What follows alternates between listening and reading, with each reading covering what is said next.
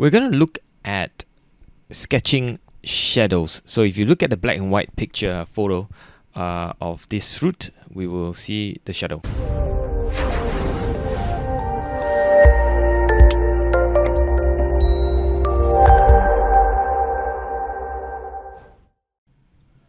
We'll start off by observing the leaves, the fruit itself, and the leaves on top and the leaves on the side, and the edges, with bumpy edges on the side.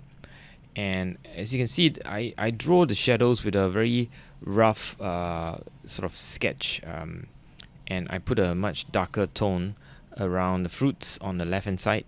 As you can see, the bumpiness of it, and at the end of the day, all I'm trying to do is just to capture the essence of the dark, light and dark. Just basically putting in a bit of dark, a bit of light, mid-tones, and getting the shape of the fruit. Trying to leave as much white on the right hand side as much as possible. Darkening the shadow but not having a very sharp edged. So that's pretty much it. And on top, I try to create a much darker background, much like the photo itself. Yeah, so there you go. That's it. Very simple sketch.